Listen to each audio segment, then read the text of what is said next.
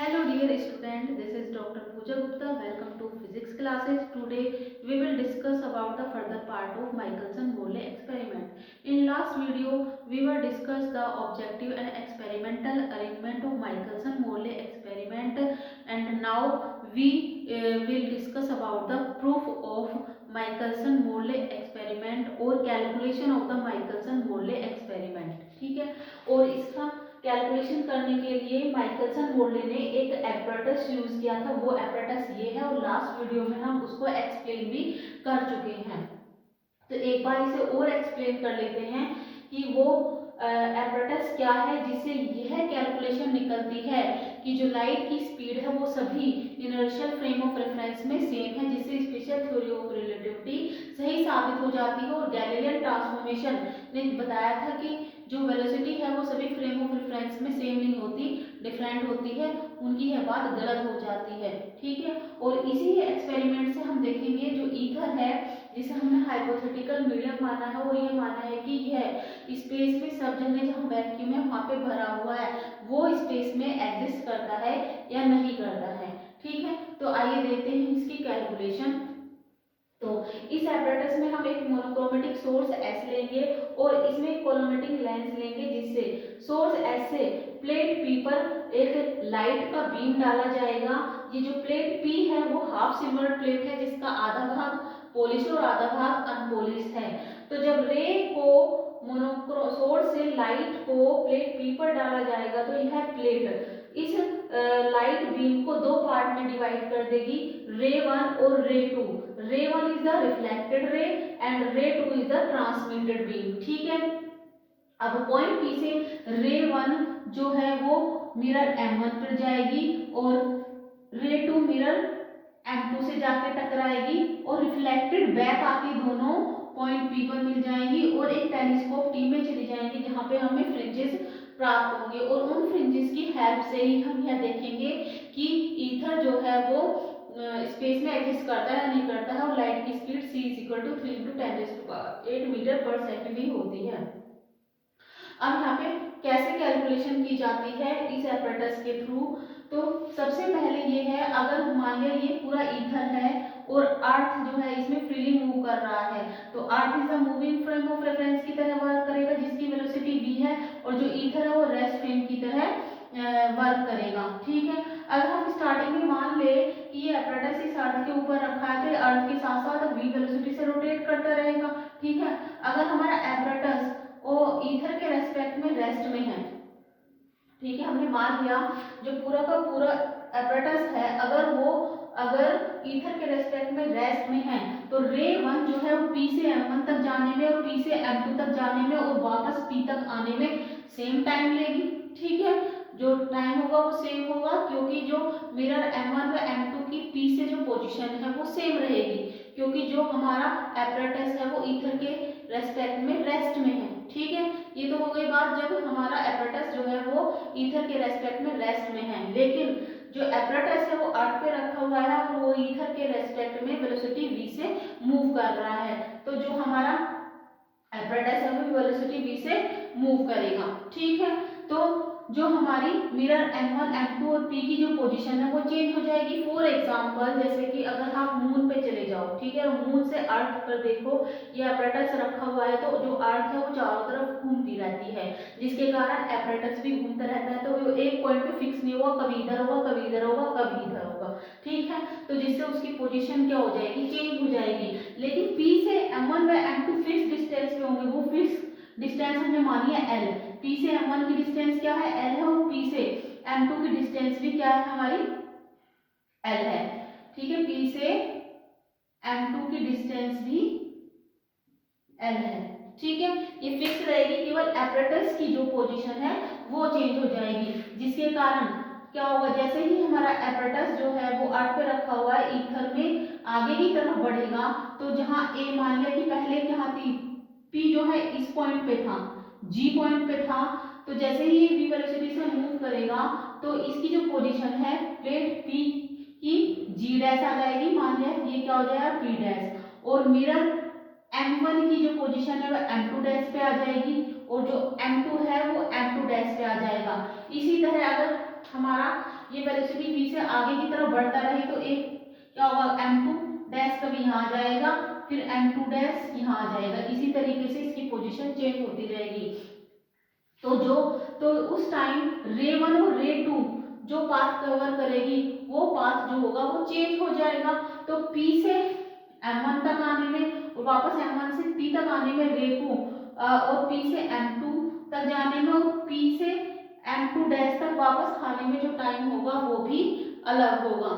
तो हमें वो टाइम निकालना है जब हमारा एपरेटस जो है वो ईथर के रेस्पेक्ट में v वेलोसिटी से मूव कर रहा है। अब जो हमारी लाइट की वेलोसिटी है, लाइट की वेलोसिटी क्या है हमारी, c है।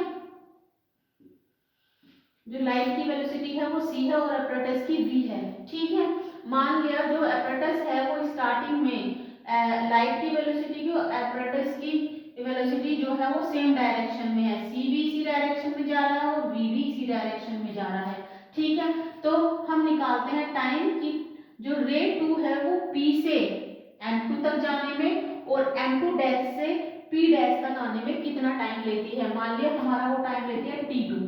ठीक है, ये टाइम निकालना है हमें। तो t2 इज इक्वल टू कितना हो जाएगा, ठीक है। अब क्या होता है हमारा, speed is equal to distance upon time.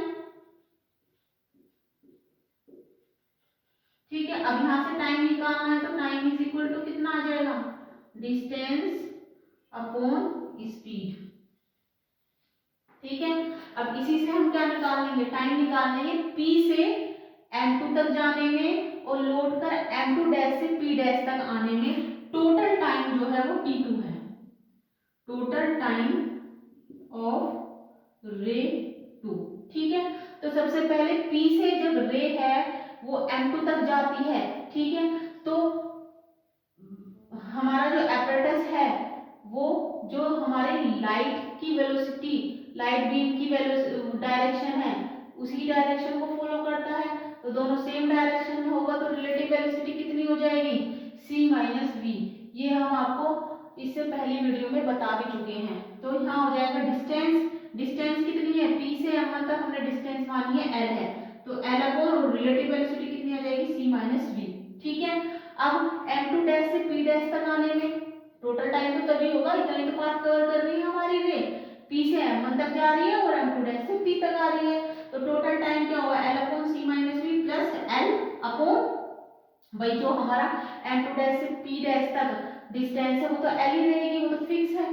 ठीक है, केवल क्या चेंज होगा, रिलेटिव वेलोसिटी। तो रे 2 की एपरेटस की रिलेटिव वेलोसिटी कितनी हो जाएगी, दोनों क्या होंगे, अपोजिट डायरेक्शन में होंगे। वेलोसिटी जो हमारी एपरेटस की वेलोसिटी है वो लाइट बीम की वेलोसिटी के अपोजिट डायरेक्शन में होगी। तो द रिलेटिव वेलोसिटी ऑफ रे 2 रिलेटिव टू एपरेटस क्या हो जाएगी, c प्लस v। ठीक है, तो t2 इज इक्वल टू, इसे सॉल्व कर लेते हैं, तो सॉल्व करके क्या आएगा, ये आ जाएगा 2l c upon c square minus v square is equal to 2l upon c, यहाँ से c स्क्वायर कॉमन ले लेंगे, 1 minus v square upon c square, c से c कैंसिल कर दिया तो ये आ जाएगा 2l upon c 1 minus v square upon c square. तो total time taken by ray 2 from p to m1 m2 and m2 dash to pd dash is equal to 2l upon c 1 minus v square upon c square. This is the equation number first. ठीक है, अब देखते हैं जो रे 1 है वो p से m1 तक जाने में और m1 से p से m1 तक जाने में और m1 डैश से p डैश तक आने में कितना टाइम लेती है। ठीक है, मान लिया p से m1 तक जाने में और m1 डैश से p डैश तक आने में टोटल टाइम t2 लेती है, सॉरी t1 लेती है। तो ये t1 निकालते हैं कैसे, इसे निकालने के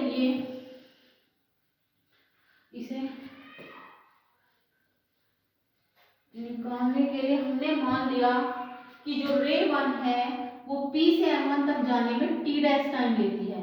ठीक है, जैसे ही रे p से m1 तक पहुंचेगी, जो मिरर है वो चल के M1 डैश तक पहुंच जाएगा, तो जो लाइट बीम है वो CT डैश डिस्टेंस ट्रेवल करेगी और जो हमारा मिरर है वो VT डैश डिस्टेंस ट्रेवल करेगा। क्यों करेगा? जो एपर्चर है वो v वेलोसिटी से चल रहा है और जो लाइट बीम है वो c वेलोसिटी से चल रही है, वेलोसिटी ऑफ लाइट c होती है। ठीक है, तो एक बार और सुन लीजिए, p से m1 तक जाने में और m1 डैश से p डैश तक आने में जो रे 1 है वो टोटल टाइम कवर करती है t1। अब t1 हमें दो पार्ट में निकालना पड़ेगा। मान लिया रे 1 जो है वो p से m1 तक जाने में t डैश टाइम लेती है, जैसे ही p से m1 तक पहुंचती है मिरर m1 से m1 डैश तक चल लेता है, तो कितनी डिस्टेंस कवर करेगा? VT dash. जो लाइट बीम है वो कितनी डिस्टेंस कवर करेगी? CT dash. अब देखो यहाँ पे ये क्या बन रहा है? ट्रायंगल बन रहा है। इस ट्रायंगल से हम टी डैश टाइम निकाल लेंगे कि रे 1 p से m1 डैश तक जाने में जो टी डैश टाइम लेती है वो कितना है। या तो आप GA डैश ले लो ट्रायंगल, या GA डैश D ले लो, दोनों ट्रायंगल क्या है? सेम है। तो द टाइम टेकन बाय रे 1 फ्रॉम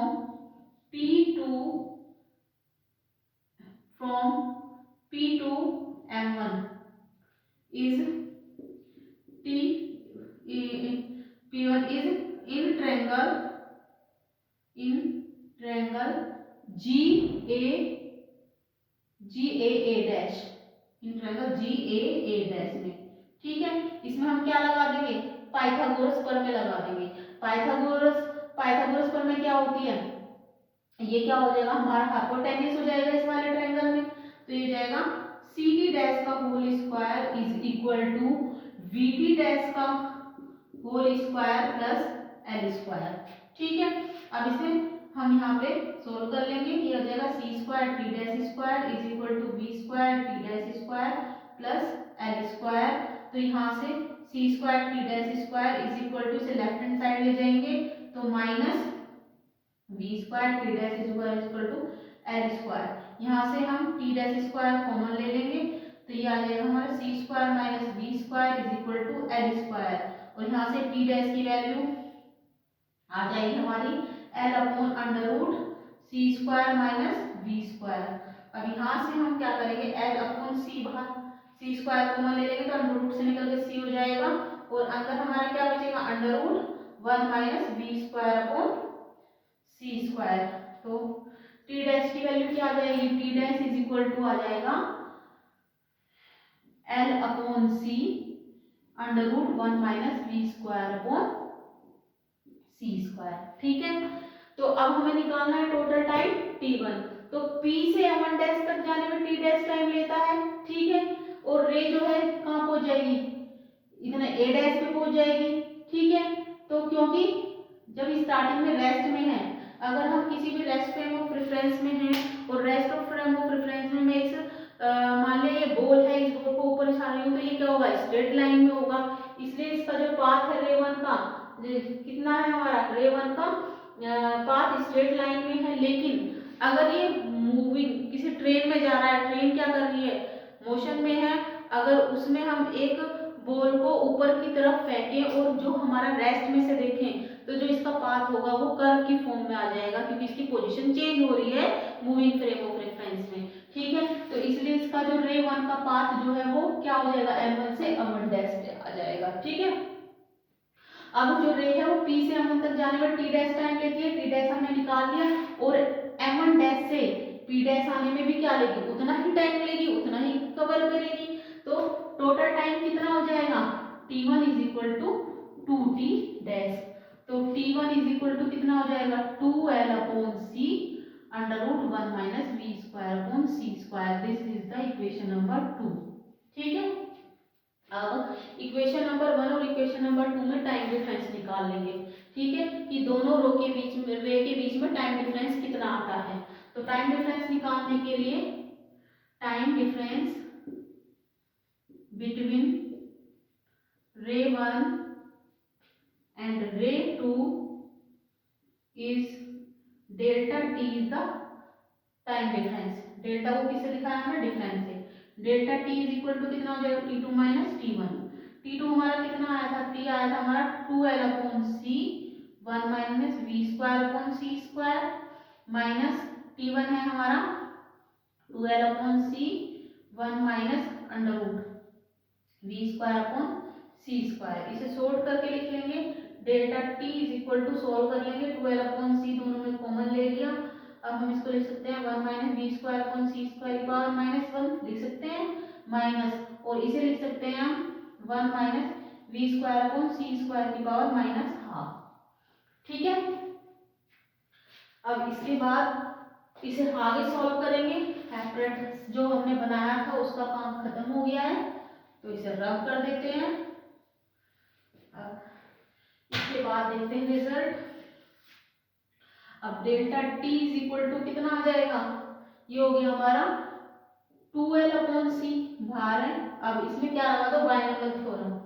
यहाँ पे हम क्या लगा देंगे, binomial theorem, and leave the higher term. तो ये हो जाएगा 1 plus V square upon C square minus ये हो जाएगा 1 plus half V square upon C square and leave the higher term. तो delta T is equal to 2L upon C, यहाँ से 1 कैंसिल हो जाएगा, और यहाँ पे V square C square minus half V square C square कितना हो जाएगा हमारा, ये आ जाएगा V square upon C square. तो delta T is equal to 2L V square upon C की क्यूब, यहाँ से 12 V स्क्वायर अपॉन C की क्यूब। ठीक है, ये आ गया हमारा, ये आ गया delta T equal to 12 V square upon C square is the path difference. ठीक है, अब पाथ डिफरेंस ये आ गया, sorry time difference, time difference. अब ऐसे निकालेंगे पाथ डिफरेंस, दोनों रे के बीच में पाथ डिफरेंस कितना होता है। पाथ डिफरेंस को हम नोट करते हैं, delta x is equal to c into delta T. तो हो जाएगा delta x is equal to c हमारा है इंटू डेल्टा टी कितना है 2L V square upon c की क्यूब, एक c से c कैंसिल हो जाएगा, तो पाथ डिफरेंस आ जाएगा 2L V square upon c square. तो ये आ गया हमारा पाथ डिफरेंस। बस हम इसको कैलकुलेशन जो है यहाँ तक ही करेंगे, क्योंकि हमें दोनों रे के बीच में पाथ डिफरेंस पता चल जाएगा। तो टेलीस्कोप में से जब हम फ्रिंज देखेंगे, जो टेलीस्कोप है जब दोनों रे जाके मिलेंगी तो फ्रिंज इस तरीके से आएंगी। कहीं पे लाइट क्या होगी, डार्क होगी, ये डार्क हो गया, ये ब्राइट हो गया, फिर हमारी क्या हो जाएगी, डार्क हो जाएगी, ये डार्क हो गया, ये ब्राइट हो गया, फिर डार्क हो जाएगी, यहाँ ब्राइट हो जाएगी, कहीं लाइट की इंटेंसिटी कम हो गई, कहीं ज्यादा होगी। इस तरीके से हमें पैटर्न दिखाई पड़ेगा, और ये क्रॉस वायर होगा, ये पॉजिटिव डायरेक्शन है, नेगेटिव डायरेक्शन है। ठीक है, तो हमने दोनों रे के बीच में हम फ्रिंज में पाथ डिफरेंस देखा, डेल्टा एक्स कितना आया, डार्क और ब्राइट के बीच में, ब्राइट टू ब्राइट के बीच में, डार्क के बीच में कितना पाथ डिफरेंस आया। ठीक है, तो डेल्टा एक्स इसे निकाल लेंगे हम। यहाँ पे क्या है हमारा एल है। ठीक है, जो एल होगा वो फिक्स है, v is the velocity of earth and c is the velocity of light. ठीक है, तो उससे क्या निकल के आएगा आपका, उससे निकल के आएगा हमारा पाथ डिफरेंस। ठीक है, क्लियर। अब इसके बाद हमने इन्होंने इस एपरेटस को 90 डिग्री पे घुमा दिया। माइकलसन मोर्ले ने क्या किया, अब देखो रिजल्ट अलग आता है या नहीं आता है, पूरा 90 डिग्री पे घुमा दिया, तो जो मिरर M1 में M2 की पोजीशन है वो चेंज हो जाएगी। फिर उसके बाद सेम करा, तो सेम करने के बाद जो हमारा डेल्टा एक्स है वो केवल हमारा क्या आ जाएगा, माइनस, इतना ही रिजल्ट आएगा, केवल माइनस में आ जाएगा। ठीक है, क्योंकि डायरेक्शन चेंज हो गई है, इधर भी शिफ्ट देखेंगे तो नेगेटिव आएंगी, तो डायरेक्शन चेंज हो गई है, लेकिन रिजल्ट हमारा क्या आता है, सेम आता है। फिर इसी एपरेटस को लेकर उन्होंने अलग अलग सीजन में अलग अर्थ के अलग अलग पॉइंट पे हमारा एक्सपेरिमेंट, सेम एक्सपेरिमेंट किया, तो रिजल्ट सेम आया। जो हमारी फ्रिंजेस है उनके बीच में जो शिफ्टनेस है वो 0 थी, वो अपने स्थान से डिस्प्लेस भी नहीं हुई, किसकी भी नहीं। अगर अर्थ और ईथर के बीच में रिलेटिव मोशन होता, ईथर एग्जिस्ट ही होता, तो इसमें भी कुछ ना कुछ फ्रिंजेस के बीच में डिस्प्लेसमेंट आता, लेकिन जो रिजल्ट था वो 0 था, शिफ्टनेस 0 थी। तो इससे क्या प्रूव होता है, इससे प्रूव होता है ईथर जिसे हमने हाइपोथेटिकल मीडियम माना था, वो जो है स्पेस में एग्जिस्ट ही नहीं करता।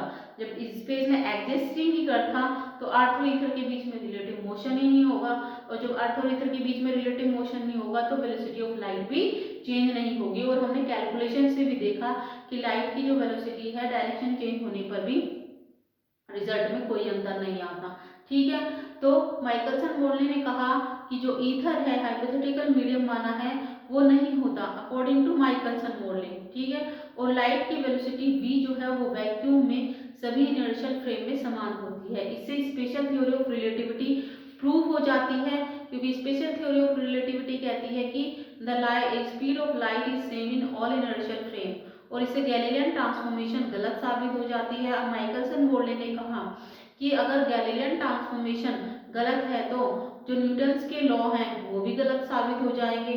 ठीक है, तो माइकलसन मोर्ले ने कहा कि कोई नहीं, हम गैलीलियन ट्रांसफॉर्मेशन को भी ऐसे ही रखेंगे, अगर इसमें मॉडिफिकेशन होगा तो हम मॉडिफिकेशन करेंगे। ठीक है, तो जो हमारे स्पेशल थ्योरी ऑफ रिलेटिविटी के पोस्टुलेट्स हैं वो माइकलसन मोर्ले एक्सपेरिमेंट और गैलीलियन ट्रांसफॉर्मेशन से आते हैं। अब स्पेशल थ्योरी ऑफ रिलेटिविटी के पोस्टुलेट क्या हैं उसे हम नेक्स्ट वीडियो में डिस्कस करेंगे। तब तक के लिए धन्यवाद। Thank you very much.